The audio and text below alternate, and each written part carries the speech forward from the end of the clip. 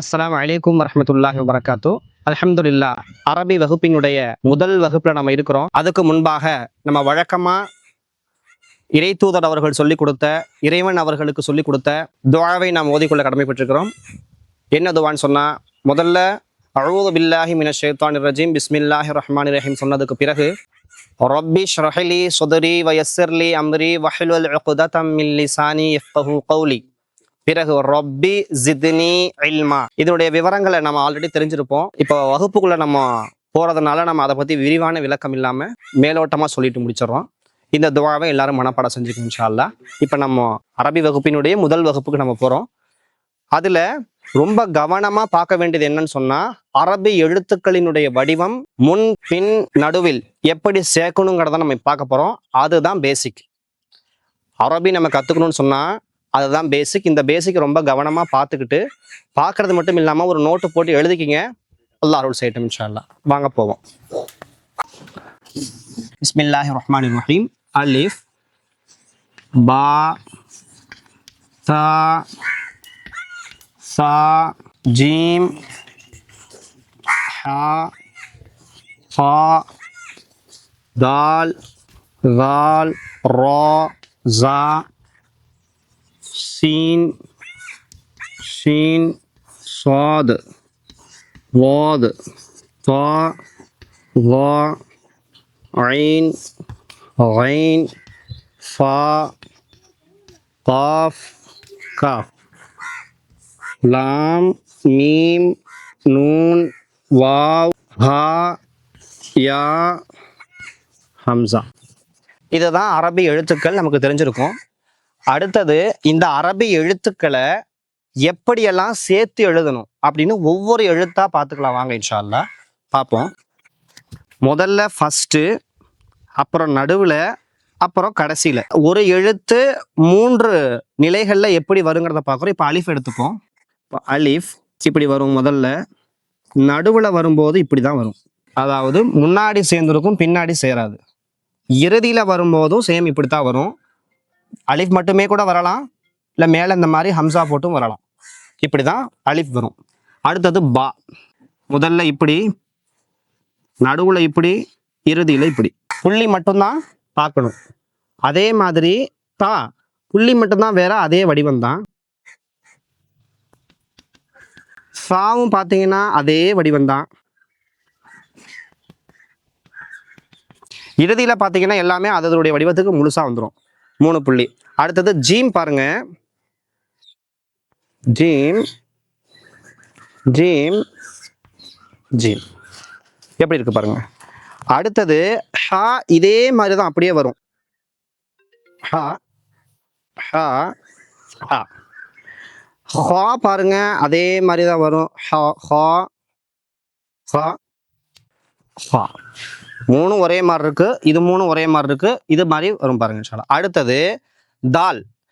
இந்த தால் அப்படிங்கிறது முன்னாடி சேரும், பின்னாடி சேராது. எப்படி அலிஃபோ அதே மாதிரி முன்னாடி சேரும், பின்னாடி சேர செய்யாது பாருங்க. அதனால இதுக்கு நேரா நான் எழுதிக்கிறேன்.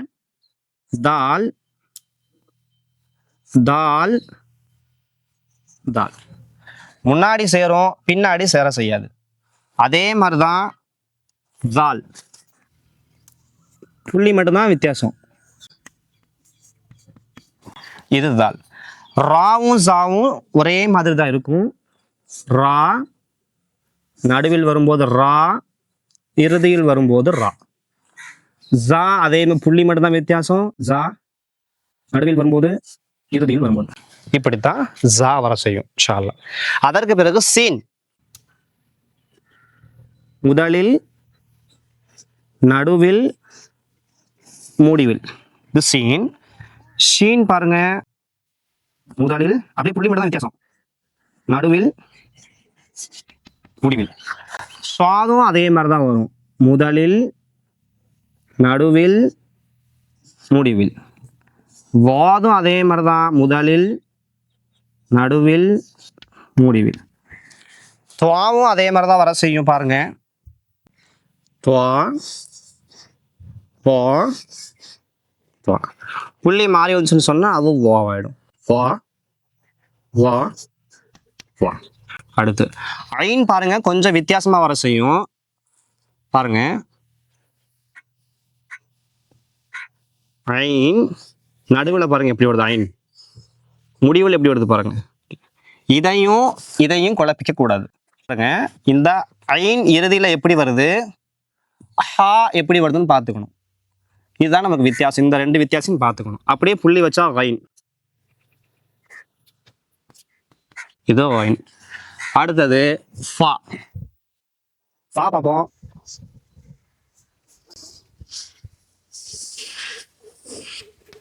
ஒற்றை புள்ளி வந்தா ஃபா, ரெண்டு புள்ளி வந்துச்சுன்னு சொன்னா காஃப். இது காஃப். காஃப் ஆரம்பத்துல முதல்ல இப்படி வரும், நடுவுல இப்படி வரும், இறுதியில அதனுடைய உருவம் அப்படியே மாறாம வந்துடும். இதுதான் காஃப். அடுத்தது லாம். லாம் பாருங்க, லாம் திரும்ப ஒரு லாம், அப்புறம் ஒரு லாம், இப்படிதான். இதே அலிஃப் பார்த்தீங்கன்னு சொன்னா இப்படியும் இதோட சேரும், இல்லை இப்படியும் சேரும். அது அலிஃப். அலிஃப் இந்த மாதிரி முன்னாடி இருக்கும், லாம் மட்டும்தான் இப்படி இருக்கும். அதோடைய உருவம் அப்படியே இருக்கும். இது முதல்ல, இது நடுவில், இது முடிவில் இருக்கும். அடுத்து மீம். மீம் மீம் மீம் இந்த மாதிரி தான். முதல்ல எப்படி இருக்கும், நடுவில் எப்படி இருக்கும், இறுதியில் இந்த மாதிரி இருக்கும். அடுத்து நூன் பாருங்க. இந்த நூன் சேம் இந்த பா கீழே இருக்குது, நூன் மேலே போயிடணும், அவ்வளோதான். இங்கே பாருங்க,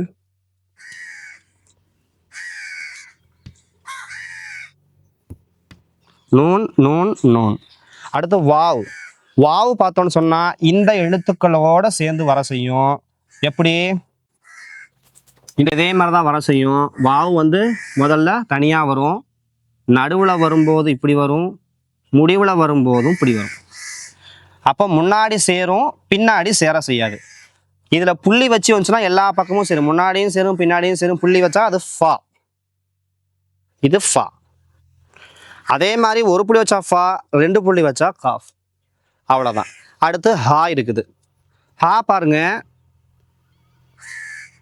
கியூ மாதிரி வரும். இது முதல்ல, இது நடுவில், இது முடிவில். இதுதான் ஹா. அடுத்து யா இருக்கு பாருங்க. இங்கே பாவுக்கு சமமாக நூன் இருக்குது, தா மேலே ரெண்டு புள்ளி, யா கீழே ரெண்டு புள்ளி, கீழே ரெண்டு புள்ளி, திரும்ப கீழே ரெண்டு புள்ளி. இப்படியே முடிஞ்சாலும் முடிஞ்சிடும் யா, இல்லை கீழே ரெண்டு புள்ளியோட முடிஞ்சாலும் முடியும். இதுதான் யா. இப்போ ஹம்சா. ஹம்சாவும் அலிஃபும் ஒரே எழுத்து தான். ஒரே எழுத்தோட நம்ம எப்படி பார்க்கலாம் பாருங்க. இந்த ஹம்சா எந்த எழுத்து மேலே வேணுமாலும் சேர்ந்துக்கிட்டு வரும். எப்படின்னு பார்த்தா, குறிப்பா வாவு மேலே இப்படி வரும். இல்லைன்னு சொன்னா மீம், அதாவது மீம் போட்டு இப்படி வரும். இல்லைன்னு சொன்னா தனியா ஒரு எழுத்து மேலே இப்படி வரும், இப்படியோ இப்படியோ வர செய்யும். ஹம்சாவை தனியாவே நம்ம கண்டுபிடிச்சிடலாம். அலிஃப் எங்கெல்லாம் போட முடியாதோ, இந்த அலிஃபானது எங்கெல்லாம் போட முடியாதோ அந்த இடத்தை நிவர்த்தி செய்வது தான் ஹம்சா. அதனால இந்த ஹம்சாவும் அலிஃபும் ஒன்று தான். இப்படித்தான் அரபி எழுத்துக்களினுடைய சேர்க்கும் முறை, இப்படித்தான் சேர்த்து எழுதணும். இது வேற வேற எழுத்துக்களோட சேர்ந்து வந்துச்சுன்னு சொன்னா முன்னாடி இதெல்லாம் சேரும். 1 2 3 4 5 6, இந்த 6 எழுத்துக்களும் முன்னாடி சேரும், பின்னாடி சேராது. மீதி எல்லா எழுத்துக்களுமே முன்னாடியும் சேரும், பின்னாடியும் சேரும். அதோடைய வடிவ முறையை மட்டும் நம்ம பார்த்துக்கணும். இதை நீங்க பார்க்கறது மட்டும் இல்லாம இன்ஷா அல்லாஹ் என்ன பண்ணிக்கணும்னா நோட்டை போட்டு எழுத செய்யணும். எழுதி இந்த பாடத்துல நீங்க சொல்ல செய்யணும் இன்ஷா அல்லாஹ். இதை பாருங்க.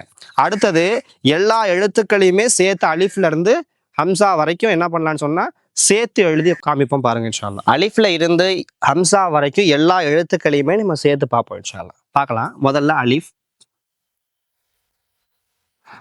பா, தா, சா, ஜீம், ஹா, ஃபா, தால். தால் பாருங்க, தால் முன்னாடி தான் சேர்ந்துருக்குது, பின்னாடி சேராது. அதனால தனியாக தான் தாலை போட்டுக்கணும். ரா பாருங்க, முன்னாடி சேரும் பின்னாடி சேராது. அதனால இப்போ தனியாக தான் நம்ம ராவை ரா. அடுத்தது ஜாவும் நம்ம அப்படி தான் போட்டாகணும்.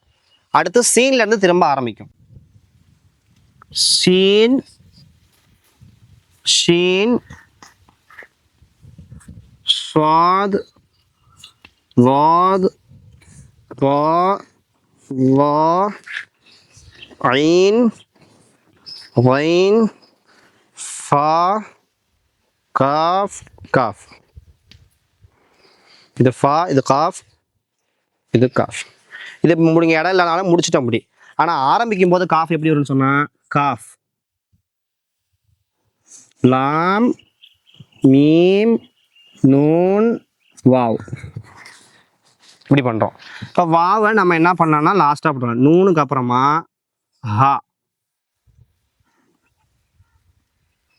யா, ஹாவுக்கு அப்புறமா யா, வாவ், யா, வாவ். இந்த ஹம்சாவை இதுக்கு மேலேயும் போடலாம், இல்லை சொன்ன மாதிரி இப்படி வரும், இல்லைன்னு சொன்னால் இப்படி வர செய்யும். எதுக்கு மேலே வேணுமானு இப்படி போட்டுக்கலாம். வாவ். இப்படி தான் நம்ம எழுத்துக்களை எழுதி பழக வேண்டும். இல்லைன்னு சொன்னால் தனியாகவே ஒரு இடத்துல இப்படி வரும், ஹம்சா போட்டு இப்படி ஹம்சா போட்டு. இதுதான் எல்லா எழுத்துக்களையும் சேர்த்த முறை. இன்ஷா அல்லாஹ் முதல்ல இது போதுமானது நமக்கு. இதை நம்ம தெளிவாக நீக்க மர தெரிஞ்சுக்கிட்டாதான் அடுத்து நம்ம எழுதுறதுக்கும் அரபிய சரளமாக படிக்கிறதுக்கும் ஏதுவாக இருக்கும் இன்ஷா அல்லாஹ். இதை எழுதி இதை பார்த்து ஒரு நோட்டு நீங்கள் வந்து ஒரு 4 லைன் நோட்டோ 2 லைன் நோட்டோ வாங்கிக்கிட்டு இதை பண்ணுங்க. 4 லைன் நோட்டாக இருந்தால் எப்படி எழுதணும்னா ஆலிஃப் பாருங்க இப்படி எழுதிக்கணும், பா இப்படி எழுதிக்கணும், தா இப்படி எழுதணும், இப்படி நீங்க எழுதிக்கலாம். அடுத்து இந்த துவா சீன்லாம் வரும்போது இப்படி துவா, ஃபா இப்படி. அப்போ சீன்லாம் இந்த மாதிரி இப்படி இருக்கும். இப்படித்தான் எழுதணும். இது இப்படி, ஏன்னா அந்த மேலே கோடு இருக்கிறதுனால அந்த 4 லைனோட இது மட்டும் தான் 4 லைன் தேவை. 2 லைன் எழுதுறோம்னா இதை அப்படியே எழுதிட்டோம்னா 2 லைன், அவ்வளோதான் 2 லைன். அப்போ 2 லைன்லையோ அல்லது 4 லைன் நோட்லையோ இந்த மாதிரி நீங்கள் எழுதி உங்கள் கைப்பட எழுதி வகுப்புல எனக்கு அனுப்புங்க. இதுல தெளிவா ஆனதுக்கு பிறகுதான் இன்ஷா அல்லாஹ் என்ன பண்ணலாம், நம்ம அடுத்த கிளாஸுக்கு போவோம். இதுதான் அரபி பாடத்தினுடைய அடிப்படை. இது தெரிஞ்சா மட்டும்தான் இது எழுதவும், இது வரவரங்களை இந்த புள்ளிகளினுடைய அளவுகோல்கள் இதெல்லாம் தெரிஞ்சா மட்டும்தான் நம்ம தெளிவா போக முடியும் இன்ஷா அல்லாஹ். இன்னொரு விஷயம் சொல்றேன், சின்ன விஷயம் மட்டும். 2 புள்ளி இருக்கு இல்லையா, பாருங்க. இப்ப தா இருக்கு, இப்ப சீன் இருக்கு, இது 3 புள்ளி இருக்கு. தா இருக்கு, இது 2 புள்ளி இருக்கு. இதே ஷா இருக்குது, சா, இது 3 புள்ளி இருக்கு. இப்போ இந்த 2 புள்ளிகளை என்ன பண்ணலாம்னு சொன்னா, இப்படி 2 புள்ளி இருக்குன்னா இப்படி சேர்த்துக்கலாம், இப்படி இப்படி சேர்த்துக்கலாம். இது 2 புள்ளி. அல்லது இப்படி நேராக்கலாம், அப்படி 2 புள்ளிய. 3 புள்ளி இருக்குன்னு சொன்னா பாருங்க, இப்படி 3 புள்ளி இப்படியோ அல்லது இப்படியோ அல்லது இப்படியோ இந்த முறையில வரலாம். அரபியை ஃபாஸ்டா எழுதும் போது அப்படி வரும். ஃபார் எக்ஸாம்பிள் எப்படி சொல்லலாம்னு சொன்னா, இது சீன், இது சா அல்லது சா, சா இப்படி சொல்லலாம். இப்படி காஃப், இப்படிப்பட்ட காஃப். அடுத்து தா, இது தா, இல்லைன்னு சொன்னா தா. இது நல்லா அரபியை எழுத கத்துக்கிட்டதுக்கு அப்புறமா இதெல்லாம் நம்ம செய்ய வேண்டியது. முதல்ல இது வரைக்கும் நம்ம அழகா தெரிஞ்சுக்கிட்டு தெளிவா தெரிஞ்சுக்கிட்டு 4 லைன் நோட்லையோ 2 லைன் நோட்லையோ இது எழுதிக்கிங்க ஹேண்ட் ரைட்டிங்காக வேண்டி. அதுக்கப்புறம் அரபி பாடத்தை நீங்கள் தனியாக ஒவ்வொரு பாடத்துக்கும் சப்ஜெக்ட் இருக்கும், அந்த சப்ஜெக்ட் வைஸாக நீங்கள் எழுதிக்கலாம் இன்ஷா அல்லாஹ். இறைவன் நம்ம எதெல்லாம் சொன்னோமோ பார்த்தோமோ மனதார இறைவனுடைய அவனுடைய பேச்சை அரபியிலேயே படிக்கும் போதே நமக்கு விளங்கக்கூடிய சூழலை இறைவன் தந்தல் புரியட்டும். இடையில எந்த கிளாஸையும் ஸ்கிப் பண்ணாமல் எந்த கிளாஸையும் விட்டுறாம, அப்படி விட்டுட்டா கூட திரும்ப வீடியோவை பார்த்து முழுசா தெரிஞ்சக்கூடியவங்களா இருங்க இன்ஷா அல்லாஹ். தொடர்ந்து இந்த வகுப்பில் இணைந்திருங்கள். அதோடு சேர்ந்து இந்த வகுப்பு சம்பந்தமான அத்தனை கேள்விகளும் நீங்கள் வாட்ஸ்அப் மூலியமா கேட்டு தெரிஞ்சுக்கலாம் இன்ஷா அல்லாஹ். நம்பர் இதில் கொடுப்பாங்க, அந்த நம்பரில் உங்களுடைய வகுப்புகளுக்கு தகுந்த மாதிரி நீங்கள் சேர்ந்துக்கலாம் இன்ஷா அல்லாஹ். ஆரம்பத்தில் சொன்ன மாதிரி என்ன வகுப்பு வேணுமோ அந்த வகுப்பில் சேர்ந்துக்கலாம். அதுக்கு தகுந்த மாதிரியான முறைகள் வயது வித்தியாசம் இல்லாமல் அனைத்து நபர்களும் சொல்லப்படும். உங்களுக்கு எப்போ ஃப்ரீ டைமாக இருக்குமோ அந்த ஃப்ரீ டைமில் நீங்கள் பாடம் சொல்லலாம். எக்ஸாம் மட்டும் நீங்கள் நேரில் வந்து எழுதுகிற மாதிரி இருக்கும், ஆலிம் கோர்ஸ் படிக்கிறவங்க இன்ஷா அல்லாஹ். அஸ்ஸலாமு அலைக்கும் வரஹ்மத்துல்லாஹி வபரகாத்துஹு.